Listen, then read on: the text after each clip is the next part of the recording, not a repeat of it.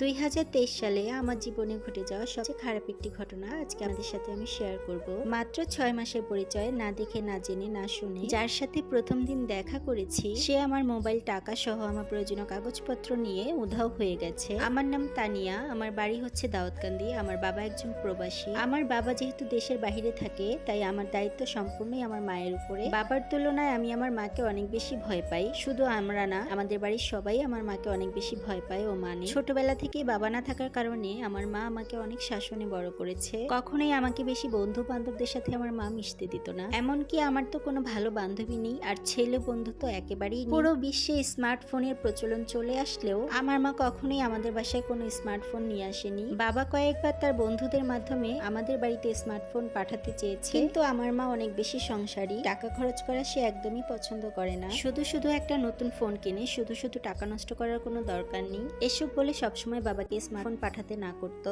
আমাদের ক্লাসে আমি একমাত্র মেয়ে ছিলাম যার কোনো ইন্টারনেট সম্পর্কে কোনো ধারণাই ছিল না। এ ব্যাপারে আমার অনেক বেশি রাগ হতো, কিন্তু আমি তো বাসায় সাহস করে কিছু বলতে পারতাম না। যখনই আমার এসএসসি পরীক্ষা শেষ হয়েছে আর আমি কলেজে উঠেছি, তখন আমার একটু সাহস হলো যে আমি বলি আমার বাবা মাকে যে আমাকে একটা স্মার্টফোন কিনে দিতে। তারপর আমি আমার বাবাকে জানাই যে বাবা, আমার একটা স্মার্টফোন লাগবে। আমি তো বাবাকে বুঝিয়েছি বাবা এখন ইন্টারনেটের যুগ, আমাদের বেশিরভাগ পড়াশোনাই এখন ইন্টারনেটে হয়, কিন্তু আমার বাবা তো বলছে মায়ের অনুমতি ছাড়া সে আমাকে মোবাইল কিনে দিতে পারবে না। আমার মা সবসময় আমার খালামুনির কথা বেশি শুনতো, তাই তো আমি খালামুনির মাধ্যমে আমার মাকে রাজি করিয়েছি আমাদের বাসায় একটা স্মার্টফোন আনবে, তবে সেটা আমার জন্য না, আমার মায়ের জন্য আনবে। আমি শুধু পড়াশোনার সময় মোবাইলটি ব্যবহার করতে পারবো, পড়াশোনা শেষ হয়ে গেলে তারপর সেটা আবার আম্মুকে ব্যথা হবে। স্মার্টফোনে তো ভিডিও কলে কথা বলা যায়, সেজন্য আমার মা একটি ইমো নামিয়েছিল, আর সেই ইমো দিয়ে আমার মা আমার বাবার সাথে কথা বলতো। আমার মা তেমন একটা পড়াশোনা পারে না, তাই ইংলিশের লেখাগুলো আমার মা বেশি একটা বুঝতো না, আর সবগুলো সেটিংস এর জন্য আমার মা আমাকে ডাকতো, আর তাই বেশিরভাগ সময় মোবাইলটি আমার কাছেই থাকতো। একদিন হঠাৎ করেই আমাদের ইমোতে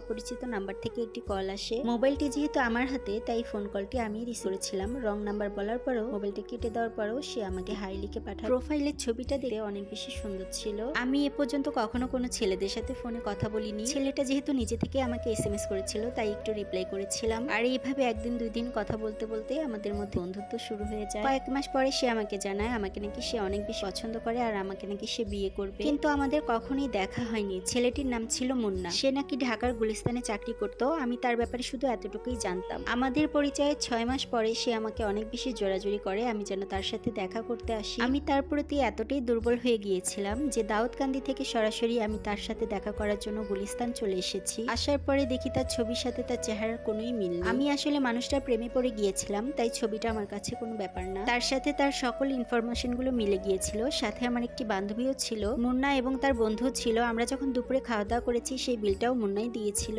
আমাদের একটি দোকানে বসিয়ে মুন্না আমাদের জন্য দাউদকান্দির টিকিট কাটতে গিয়েছিল, আর টিকিট কাটতে যাওয়ার সময় আমার ব্যাগটা তার সাথে নিয়ে গিয়েছিল। এখানে নাকি মেয়েদের হাতে দামি কিছু দেখতে পেলেই চোরেরা এসে ওটা ছিনতাই করে নিয়ে চলে যায়, আর জায়গাটা অনেক বেশি ভিড় ছিল। যেহেতু এটা মুন্নার পরিচিত জায়গা তাই ব্যাগগুলো আমি মুন্নার হাতেই দিয়েছিলাম যেন ব্যাগগুলো তার কাছে সেফ থাকে, আর সেই সাথে তার একটা বড় ভাইকে কল করবে বলে আমার মোবাইলটাও নিয়েছে। তার মোবাইলে নাকি কোনো ব্যালেন্স ছিল না। ওই যে আমার আম্মুর মোবাইল আর ব্যাগটা নিয়ে যে চলে গেল, এরপর 3-4 ঘন্টা তার আর কোনো খবর ছিল না। আমার কান্না দেখে আশেপাশের মানুষ সবাই বুঝতে পারে আমার মোবাইল আর ব্যাগটা হাতানোর জন্যই আমার সাথে অভিনয় করেই আমাকে এখানে এনেছে। এরপরে লোকজনেরা আমার খালার নাম্বারে কল করে আমাদেরকে তারা আমাদের বাসায় পৌঁছে দেয়। আমার বোনেরা কখনোই অপরিচিত ছেলেদেরকে বিশ্বাস করবেন না। আর আজকের এই গল্পটি দাউদকান্দি থেকে তানিয়া নামের আপু লিখে পাঠিয়েছিল। গল্পটি আপনাদের কাছে কেমন লেগেছে তা অবশ্যই কমেন্ট করে জানাবেন। আজ এই পর্যন্ত, সবাই ভালো থাকেন, আল্লাহ হাফেজ।